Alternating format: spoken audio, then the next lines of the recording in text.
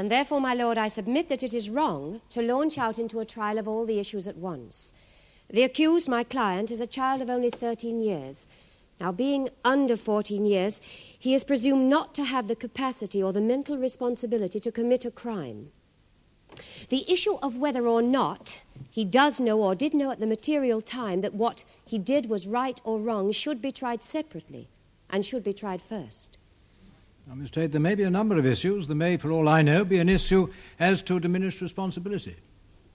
It would be wrong, surely, to hear evidence as to this child's state of mind in order to decide whether he knew right from wrong, and then perhaps to hear the evidence all over again as to whether the defence of diminished responsibility applies. My submission is, my lord, that it is wrong for a child who is presumed not to have the moral responsibility for his acts to be subjected unnecessarily to a long trial about other issues. Yes, but you're begging the question, Miss Tate, when you use the word unnecessarily. If the child does know right from wrong, then we must hear the defence so that the jury can decide whether or not he did what it is alleged that he did. Surely that follows. I see, my lord. I call Jane Langton. Jane Langton.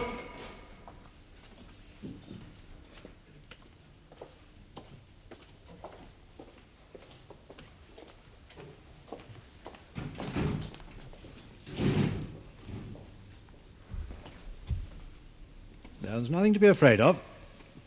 Now, let's see. You're Jane Langton, and you're 11 years old? 12?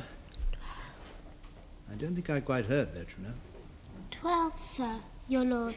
Yes, now, don't worry too much about what I'm called. I just want you to speak loudly and clearly so that the jury can hear what you have to say. Now, Jane, you know the difference between truth and falsehood, don't you? Yes. Well, now, what's another word for falsehood? Can you tell me? It's telling lies, stories. Mm-hmm. And the truth? The truth's what's real, what really happened. You go to church? Sunday school. Uh-huh. Now, both Mr. Lloyd, whom you know, and Miss Tate, sitting over there, who is counsel for the defence, are going to ask you some questions. Now, I want you to promise me that no matter what they ask, you'll answer them truthfully. Can you do that? Yes. Good. Yes, very well. Let her be sworn. What is your religion? Church of England. Take the testimony in your right hand and read aloud the words on this card. I promise before Almighty God to tell the truth, the whole truth, and nothing but the truth. Now, members of the jury, when young children give evidence, great care must be exercised, and their evidence must be carefully scrutinised. It's for me to decide whether a child should be allowed to give evidence and take the oath, but it's still your task to decide what weight to give that evidence. So, Jane, for a first question, where do you live? 25 Court Avenue, Maplefield, Colchester. I see, on what's popularly known as the Maplefield Housing Estate, is that? Yes. Now, is there an old hall near to the estate, and do you and other children from the neighbourhood play there from time to time? Yes. Now, were you playing there on June the 4th last, Jane? That was a Saturday. I think so. You only think so? You're not sure? I mean, I was, yes. That day I was playing with Philip Ainsworth and Tommy Vincent. It was the day... Now, Jane, all we want is for you to tell us about this in your own words. That's not too hard, is it? But I already said it before, sir, to that other court. That's right, the magistrate's court. Now, this evidence we must hear again, I'm afraid. It's highly important. Now, come along, Jane. You and Philip and Tommy Vincent played a particular game that day, didn't you? Yes, we did. Now, what was that game?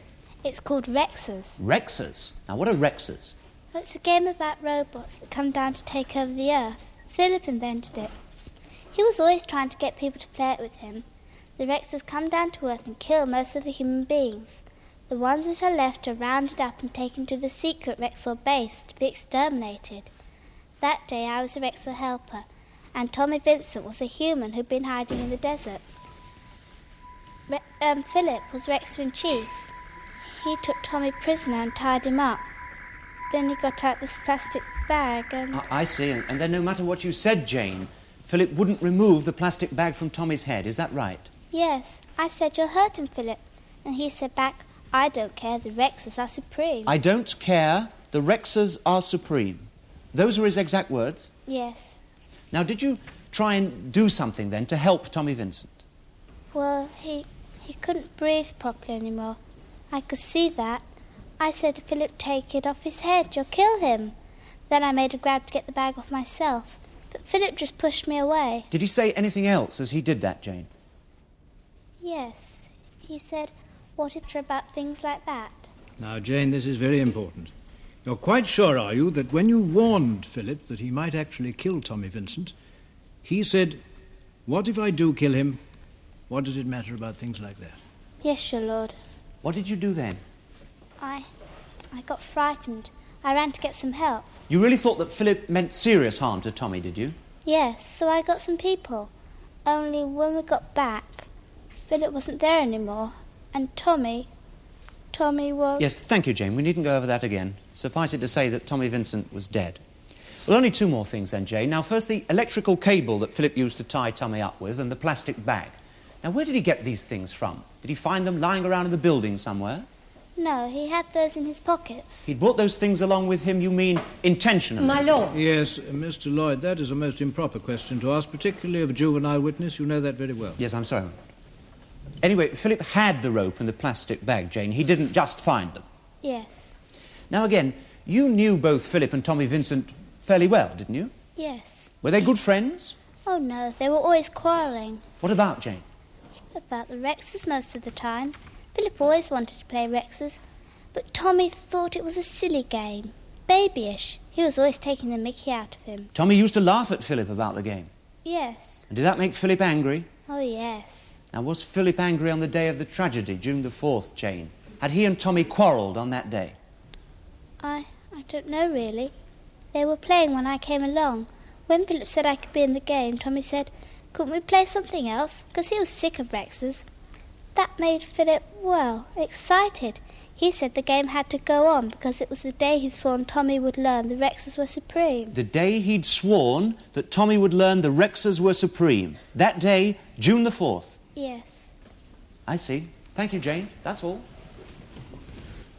Jane, did you often play with Philip Ainsworth and Tommy Vincent? No, not very often. Well, I'm surprised you played with them at all. I mean, at your age, don't you usually prefer to play with other girls? Well, Beverly, she's my friend from school. She was supposed to be coming over, but her mother rang up to say she had a cold and couldn't come. So I didn't know what else to do. Well, it's odd, don't you think, that if Philip Ainsworth had intended any serious harm for Tommy Vincent, he should have asked you along as a witness? My lord, the witness is being asked to comment. Yes, Miss Tate, that is a comment that you can yourself make at the appropriate time when you address the jury. As your lordship pleases. Did you know Philip and Tommy from school, Jane? No, they go to Folchester Boys High, and I go to Maplefield Comprehensive. I see. Then if you very seldom played with them and you don't see them at school, how can you tell us with such confidence that they were always quarrelling about the Rexers? Oh, everyone knows about that. All the children said so. All the children said so. Now, Jane, in court we have to be most careful that we don't merely repeat what other people have said. That is called hearsay. All we're allowed to speak about is what we know ourselves, what we've heard or seen ourselves. Now, do you understand? Yes. So then you can't tell us from your personal knowledge that Tommy and Philip were enemies, can you? No, but No. they didn't like each other. Well, about the Rexers, you say Philip invented these. Yes. What sort of things were they exactly? Oh, big things, very big. Strong, made of metal, I think. They come down to take over the earth. Rather like those other creatures we see on television occasionally, the Daleks.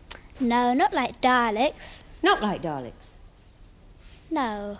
Well, how do they differ exactly? Can you tell us? Daleks talk, don't they? Have funny voices. The Rexes aren't like that. Rexes can't speak. They make sort of rumbling noises.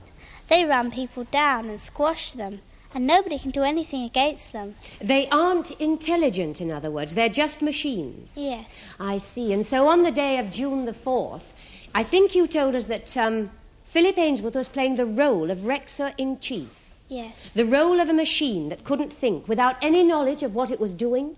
He still spoke to me in the hall after he tied up Tommy.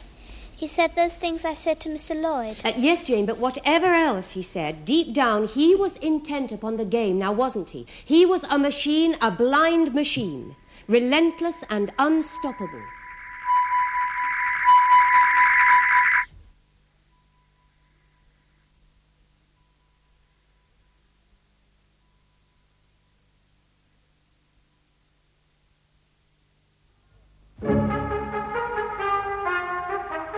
So as Philip Ainsworth's form master at Fulchester Boys High, you conducted certain IQ tests. How did he rate in these? Very high.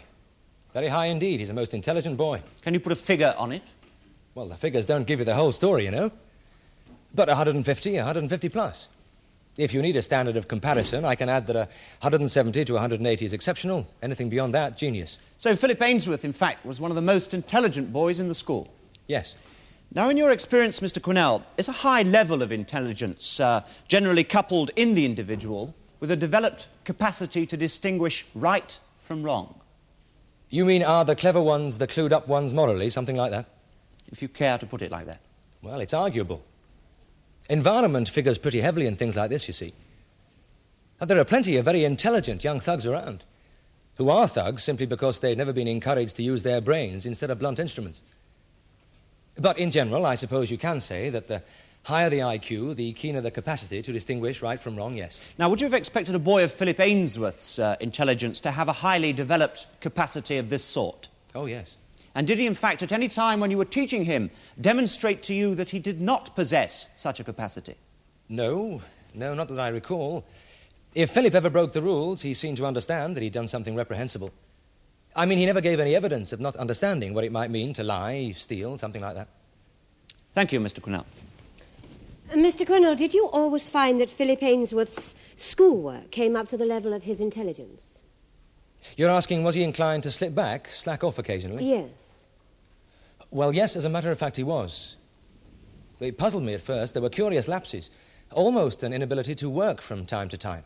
Well, I put it down to just laziness, until I discovered that there was a certain amount of trouble at home for him. Trouble at home? What sort of trouble at home? Well, I never completely got to the bottom of it. Philip was never forthcoming. But there had been a divorce, apparently. He's an only child, and apparently doesn't get on too well with his mother, either. He had emotional difficulties, in other words. Well, you could put it like that, yes. Are you acquainted with the educational theories of A.S. Neal, Mr. Quinnell, who hold that emotional development is more important to a child than intellectual development? I've never bothered too much with the theories of education. Too busy teaching boys. Quite. But in a boy of high intelligence, would you expect to find an active imagination? They sometimes go hand in hand, yes. Some intelligent children have an imagination strong enough to carry them away, perhaps. Well... Would you say that Philip Ainsworth had such an imagination? Look, I'd agree it's sometimes a matter of restraining Philip's ideas rather than stimulating them, yes. He can make the most extraordinary imaginative leaps. He surprised me sometimes. You see, his main trouble is he's never learned to discipline his intellectual gifts. Because of his emotional problems, perhaps. Well, Thank you, Mr. Quinnell. No further questions. You may stand down, Mr. Quinnell. I call Martha Ainsworth. Martha Ainsworth.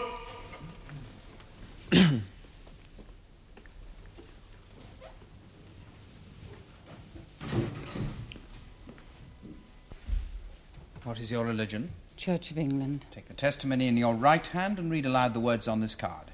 I swear by Almighty God that the evidence I shall give shall be the truth, the whole truth, and nothing but the truth. You are Martha Audrey Ainsworth, and you live at 16 Laverock Close, Maplefield. I am. And you are the mother of the accused Philip Ainsworth, are you not? Yes. Now, Mrs. Ainsworth, you live alone with your son, is that correct? Yes. I divorced my husband 5 years ago. He lives in Canada now. He's married again. Yes, I see. Now, you've come here today to give evidence for the prosecution, that is to say, against your own son. Now, may I ask you first if you do this of your own free will? Yes. Absolutely no compulsion has been used to get me to speak here today. May I ask you why you're doing this? Well, I made up my mind it was important to speak the truth. What I know to be the truth, that is. I can't say if Philip did this terrible thing he's accused of or not. But what I do know is there are things in Philip. Mr. Lloyd, I think it would be better if you were to question the witness in some order rather than allowing her merely to speak as she feels. Do you feel well enough to continue, Mrs. Ainsworth, or would you appreciate a brief adjournment? No, I'm all right now, thank you. I'm sorry. Very well, continue. Mrs. Ainsworth, what sort of a relationship have you had with your son in recent years? Bad. Why is that? Can you tell us? Well, he's just so surly with me. Withdrawn. Can't even be polite most of the time. And then, of course, he's so spiteful. Spiteful? Yes. If I try and correct him, and it's only for his own good, anything I say to him, then he'll just turn on me. Turn on you in what way? Physically? Oh, no. No, his revenge would take the form of, well, breaking things. He's very knowledgeable about machinery, so he'd interfere with the vacuum cleaner so it didn't work, or take something out of the washing machine. Just terrible. And he means that as a hurtful act. He knows it causes you pain, but he still does it. You could tell by the expression on his face.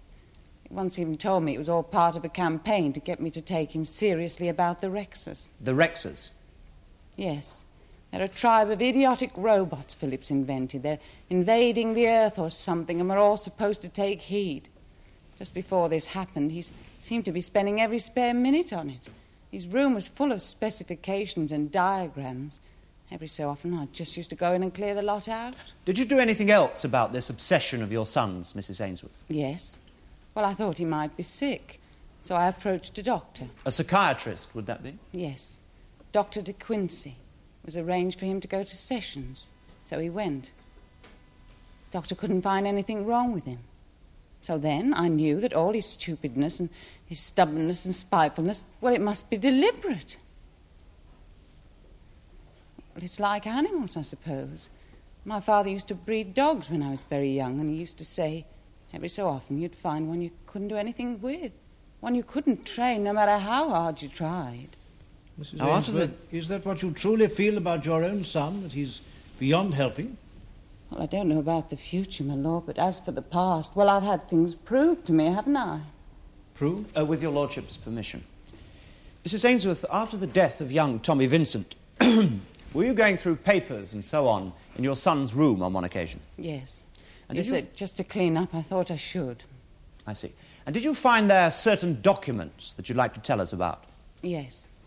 Yes, they were in a bottom drawer. In a file. It was marked Rexers, top secret. Will you look at this file? Is that the file you've just mentioned? Yes, it is. My lord, this is Exhibit 1. It contains certain drawings marked Rexor's Mark IV Definitive Design. There's also a loose-leaf diary. These documents, now in the file, they were in it when you found it? Yes, my lord. And you recognise them as belonging to young Philip? Yes. I'd like the top drawing from the file to be displayed for the jury to see, if I may.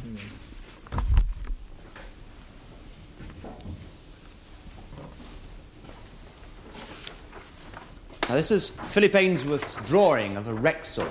You will see by its size, its capacity to crush and so on. The extensions that look a little like wings are in fact part of a telescopic web system by which the Rexor may trap any who attempt to escape its lumbering force. And the web is apparently made of strengthened plastic. The date on the drawing is June the 4th, which is the day of the tragedy. There's a corresponding entry in the loose-leaf diary. Mrs. Ainsworth, will you read it out, please?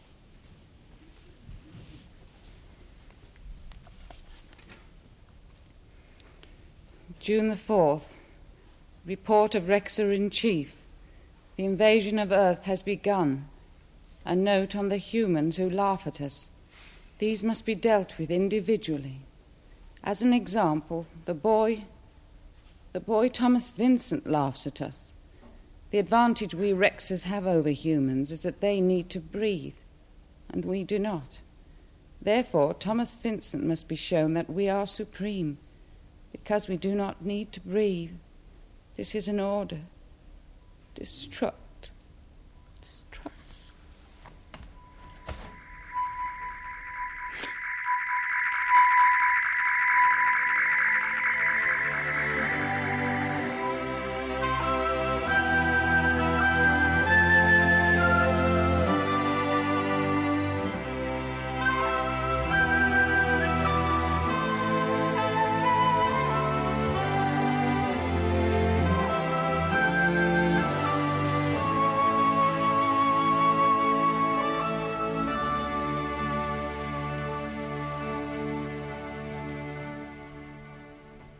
The case of the Queen against Ainsworth will be resumed tomorrow in the Crown Court.